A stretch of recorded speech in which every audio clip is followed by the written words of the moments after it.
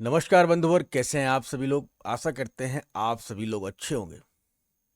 नमस्कार दोस्तों, 7 जुलाई से 13 जुलाई तक का राशिफल ए मेष यानी कि एरियस कैसा रहेगा। आपके जीवन में क्या क्या बदलाव आने वाला है, आपको क्या क्या उपलब्धि मिलने वाली है, आपका व्यापार कैसा रहेगा, आपका स्वास्थ्य कैसा रहेगा, आपके दुश्मन कितने आप पर हावी रहेंगे, यहाँ से आपका भाग्य का सपोर्ट देखेंगे। ये सब जानकारी हमको ग्रहों के बारे में हम आपको एक एक करके बताएंगे। तो आप देर किस बात की, बने रहिएगा हमारे साथ और समझिए। अगर आपकी राशि मेष है यानी कि एरियस, तो 7 जुलाई से 13 जुलाई का राशिफल कैसा रहने वाला है।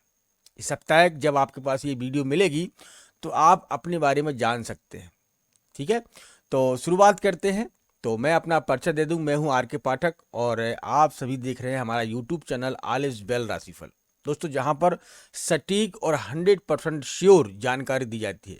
आजकल आप किसी के बहकावे में मत आएं।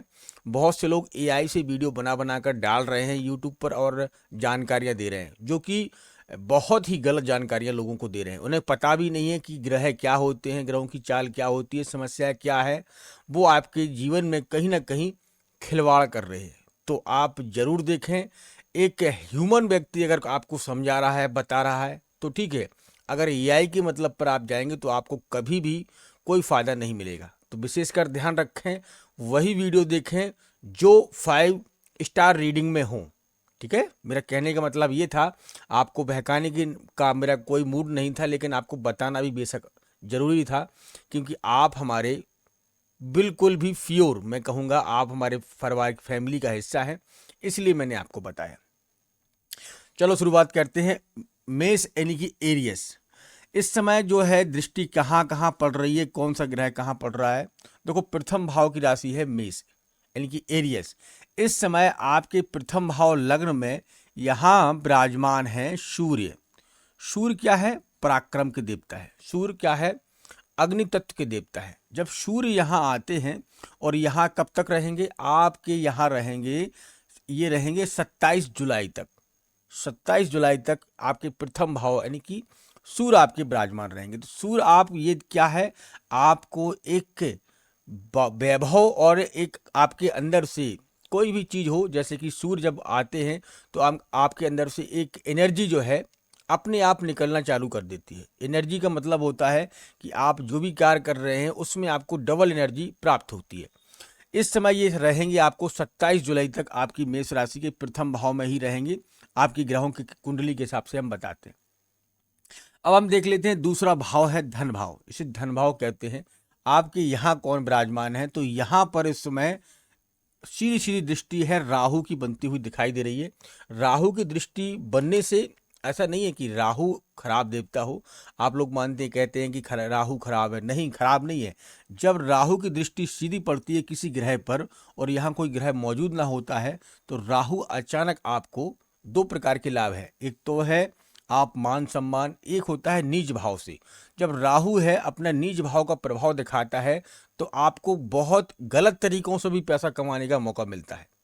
मेरा कहने का मतलब है, धन भाव पर सीधा सीधा राहु की दृष्टि बनती हुई दिखाई दे रही है। तो इस सप्ताहिक में आपको पैसा जो है अचानक आने की संभावना बन रही है। इस समय गलत तरीके का मतलब है मार्केटिंग से जुड़े हुए लोग, मतलब जिसमें सट्टाबाजी हो सकती है या शेयर मार्केट हो सकता है। भाई, बहुत से लोग गलत समझते हैं, मैं नहीं समझता हूँ, बहुत अच्छी जगह है, लेकिन आप लोग कुछ, बहुत से लोग इसे गलत भी समझते हैं। जो लोग नहीं जानते वो गलत समझते हैं। तो यहाँ से आपको अच्छे भाव मिलते हुए दिखाई दे रहे हैं। यहाँ अचानक पैसे की आय के स्रोत बढ़ते हुए दिखाई दे रहे हैं। अब हम तीसरा भाव देख लेते हैं। यहाँ होता है आपके भाई बहन, पारिवारिक कुटुंब का संबंध होता है चौथे भाव में। तो यहाँ पर इस समय सूर्य और केतु की दृष्टि दोनों की पड़ती हुई दिखाई दे रही है। तो कहीं ना कहीं आप इस बात को मानकर चलिए कि भाई बहन से आपकी दूरियां बनती हुई दिखाई देंगी इस सप्ताह में। नहीं हो तो आपके भाई बहन से झगड़ा भी हो सकता है। ठीक है, भाई बहन से आपका झगड़ा हो सकता है, या दूरियां या तू मैं तो होगी होगी, इस मानकर चलिए।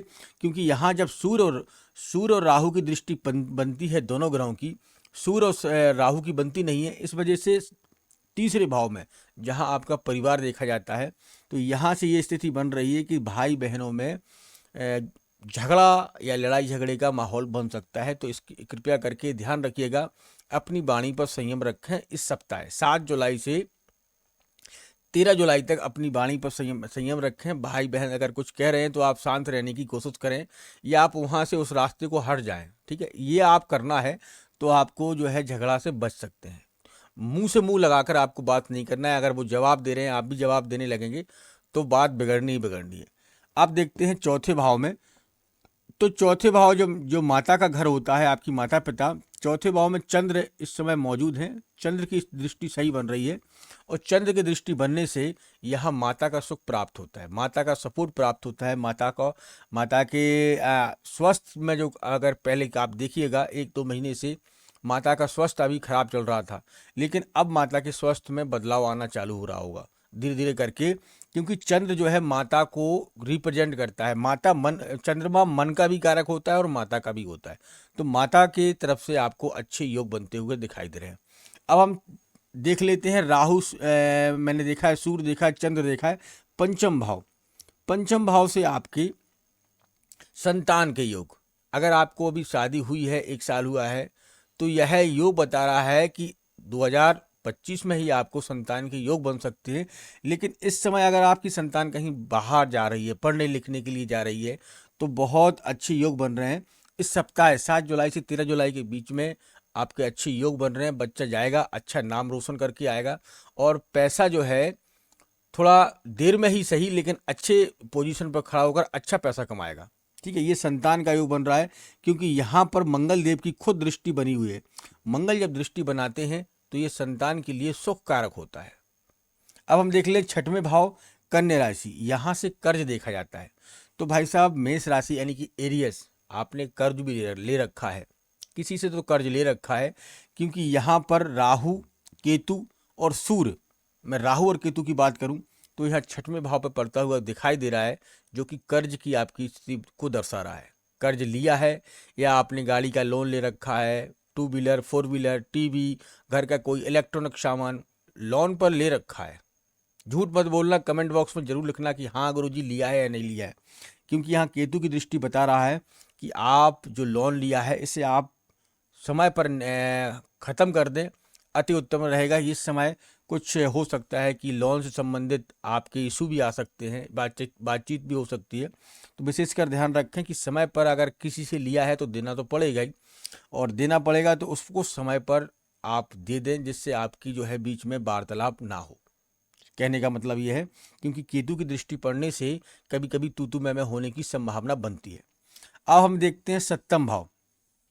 7वां भाव जो होता है वो होता है पत्नी का भाव। 7वां भाव में इसमें शुक्र की दिशा बन रही है आपकी, शुक्रदेव आपके जो है 7वां भाव में विराजमान है। तो पत्नी की तरफ से आपको बहुत अच्छे रिजल्ट प्राप्त होते हुए दिखाई दे रहे हैं।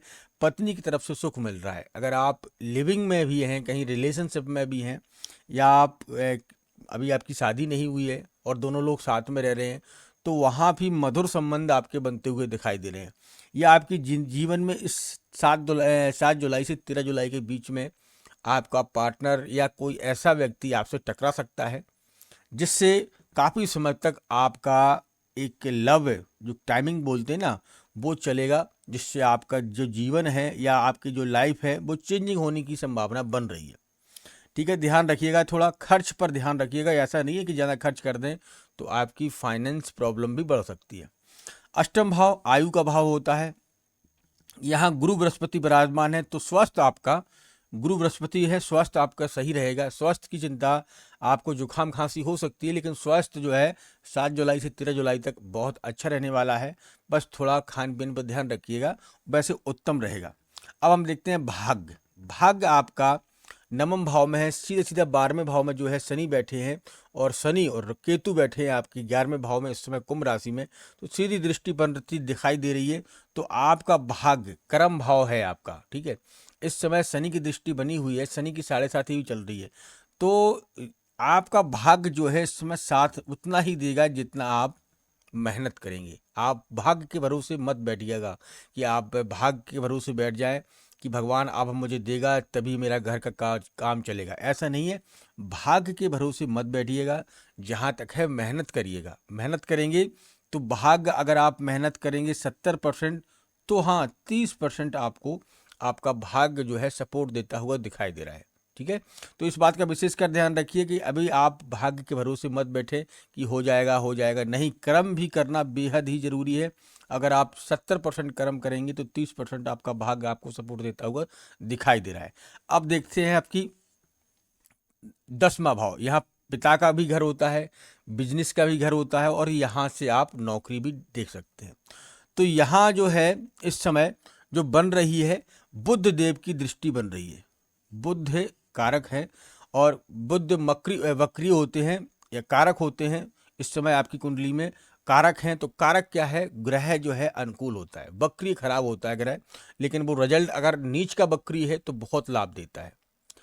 समझ में आई? तो यहाँ बुध जो बैठे हैं इस समय, तो आपकी दृष्टि को देखते हुए दिखाई दे रहे हैं। तो आपके मन में व्यापार के लिए, व्यापार नया चालू करने के लिए बहुत सी चीज़ें चल रही हैं कि मैं ये करूं कि वो करूं। आप थोड़ा समय लीजिएगा, 1-2 दिन का समय लेने के बाद सोचिएगा, तो आपको अब रास्ता खुद समझ में आएगा। अपने जो सहयोगी हैं, पार्टनरों से आप थोड़ा सपोर्ट ले सकते हैं। थोड़ा संयम लीजिएगा, क्योंकि बुध जो है आपका इस समय सही दृष्टि बना रहा है। सभी ग्रहों में बुध व्यापार का है, बुध आपके ज्ञान का है, बुध सही रास्ता बताने वाला है, न्याय का देवता है। तो ध्यान पूर्वक आप काम करिएगा। यहाँ आपको सप्ताह में लाभ मिलता हुआ दिखाई दे रहा है। नौकरी जॉब के लिए अगर आप जा रहे हैं तो 7-8-12 और हो सकता है कि अगर आप 11:11 से अगर शुरुआत कोई जॉब की तैयारी कर रहे हैं या इंटरव्यू दे रहे हैं, तो यहाँ आपको सक्सेस प्राप्त हो सकती है। 11वां भाव आय का है। अगर आपके स्रोत के आय के स्रोत बनते हुए दिखाई दे रहे हैं, आय के स्रोत से देखा जाए तो यह महीना आपके जीवन में पैसे के खर्च अधिक रहेगा। आय के स्रोत थोड़े कम बनते हुए दिखाई दे रहे हैं कि राहु जो है 11वें भाव में बैठा है, और 12वां भाव आपकी यात्राएं जो है हो सकती हैं।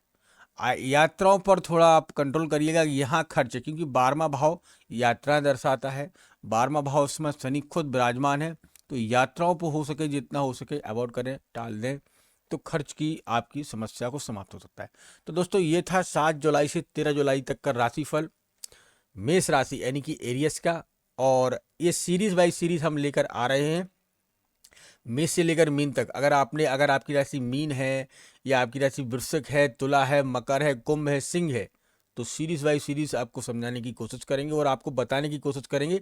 और तो ध्यान से देखिएगा और अपनी राशि जरूर देखिएगा, और कमेंट बॉक्स में जय शनिदेव, जय श्री हरि अवश्य लिखा करें। इससे एक एक्टिव एनर्जी आपसे और मुझसे कनेक्ट होती है। तो मिलते हैं एक नेक्स्ट वीडियो में, तब तक अपना